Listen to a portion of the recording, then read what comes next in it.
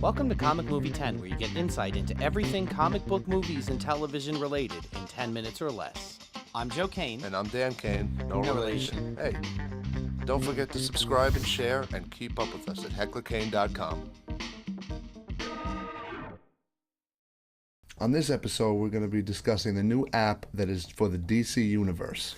Yeah, they came out with a new app, and we wanted to talk a little bit about the impact that it's going to have on all sort of comic book movies. Anything that we view related to this stuff. Yeah, well, it's not specifically just going to affect the comic book movies and television series, but it's other things that we watch via Netflix and via television series too. Yeah. So this is a little bit of a strange stretch for us on episode, because we're not talking about a specific thing. Right. But this app is coming out, and basically the idea is that the app is going to have a whole bunch of classic, films and classic TV shows. You're going to be able to read comic books right on the app. Right on the app. You can download them and take them with you and read them on your own time, which this all sounds great and all. But the big thing that is a red flag for me is we watch a lot of the television series and things that we watch, all of this comic book stuff, and our main avenues are regular television. Yes. Talking about, the CW and all of these other things. And the other avenue that we watch things on is Netflix. Yep. And up until this point, there's been a couple of things, like The Runaways was on Hulu, or another streaming service has other shows and things. Right. And we get that. But this is a whole new thing. This is really pioneering something brand new. Right. The way we came about discovering this was the new Titans TV show that's coming out. Right. Which looks awesome. Looks awesome, and I had originally watched, actually one of the things that I had watched said it was going to be on Netflix.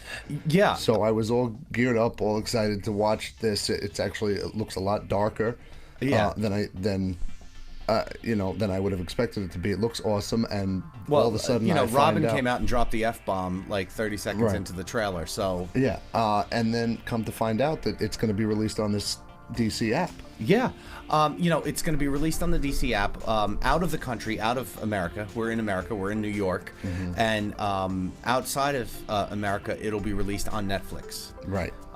Now, the curiosity for me is they're releasing it on this app once a week. Right. Now, how does the Netflix drop overseas? We don't know. I don't know. I mean, this is a question that's a concern for us. Yeah. A few years ago, about 2 years ago, Disney had said that they were going to remove all their stuff from Netflix and create their own app, and they haven't done it as of yet. Right. Which is, for me, it's good at this point, because we have Netflix subscriptions basically. Right. And, looking at this going, okay, well, now they have an app that's specifically for DC. Right, which is, it sounds like something to get excited over. It's specifically for DC, but now the way that I'm kind of thinking about it is, if I don't have it, what am I being excluded from? Yeah. And here's the thing. The app is free to download, and you get a free trial period. I don't know the length of the trial period, but they then have, after following the trial period, you have a monthly fee or a annual fee. Yes, which we don't know what that would be. Yeah, exactly. But I mean, there's things that are coming out, like shows coming up in 2019 that I would definitely be interested in watching, like a Harley Quinn show, Swamp Thing, and several of the shows. And now trying to figure out this new avenue. I mean, I sound like an old man, like I can't figure out the technology. but going forward, I've got my flip phone. but flip phone. But what does it mean going forward?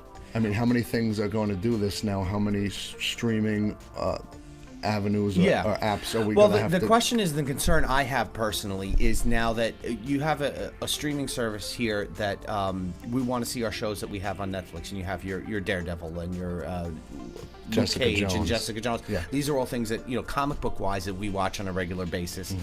And then you're going to have to pay for the Netflix service. And then now you're going to have the DCU app Right. that you're going to have to pay for an annual service. Right. And is this going to end up costing a lot of extra money for your television shows? Right. Well, sure, I think so. What scares me is, okay, DC has an app. Now if Disney decides to do this with their stuff, now am I figuring out what I have to pay or do for DC? Then I have to figure out what I'm going to do for Marvel, and then am I going to have to figure out what I'm going to do for this, and then the shows that are still on Netflix that I have Netflix for, and is there a divide there? Is there a definite divide now going, okay, well, you have to pay for all of these services to get anything that you want. Netflix was like a one-stop shop, and maybe had become sort of a monopoly of sorts until Hulu and Amazon Prime and these other things came out. And you had these options here where you weren't necessarily having to pay for anything in particular unless you wanted something particular. Right. Now it's getting so diverse that you're going to have a whole bunch of separate avenues that you're going to have to pay, little bill here, little bill here and there. Right. Where does that lead us? Right. And it's also offering things like the DC app offers a collectible shop. Yeah.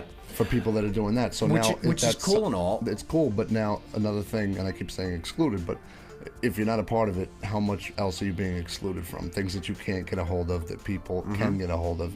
If maybe there's not a show that you care for there, you go, okay, but what else am I not a part of? Think of even the CW universe now, the Arrowverse, that we've done a lot of episodes on Arrowverse. Obviously, we're big fans of that whole setup. That's on CW. That's free. That's on part of your cable subscription, but Right. it's in essence free. It's out there for you to watch.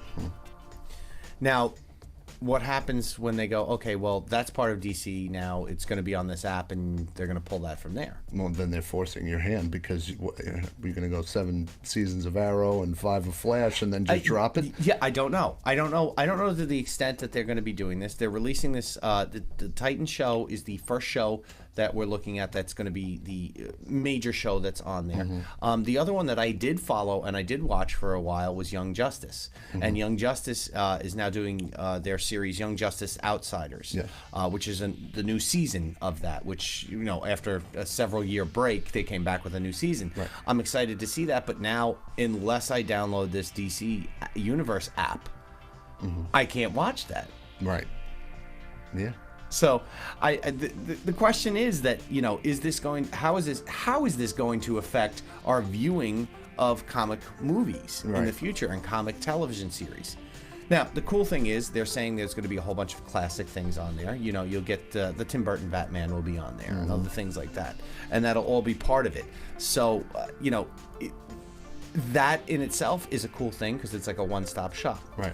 But you're also going to get some of these cartoon movies that have been released previously on that were being released directly to Netflix. These are no longer going to be released directly to Netflix. DC is now putting their comic book movies that are that would have been originally released to Netflix straight onto this app. Right. And you have to wonder if how it will do. Even will it last? What number of people are going to adjust to that? Yeah. Is that going to affect ratings of a show? That's the other thing. How does that affect ratings now? Like, people are going to, there's going to be a period, I'm sure, where you initially launch something like this, and it's going to be pulled back and you're going to lose ratings. What you would normally do if they had put this out on something like a Netflix platform or even CW platform. So I mean that's kind of where we're at with this. I'm sure it could turn into something where you look at all this stuff that comes out. How many people had Netflix 7 years ago versus now? It's like a common thing. It's weird if you don't have it now. Sure. So it could turn into that. Well, do we consider this revolutionary, or do we consider this an inconvenience? For me right now, it's an inconvenience. At the moment, it's an inconvenience. We're probably going to end up getting the app, just so you know, so we can keep up on all of our comic book insights that we have here in the show. But, the average consumer who is on the fence about comic book things, are they going to go specifically for this? Right.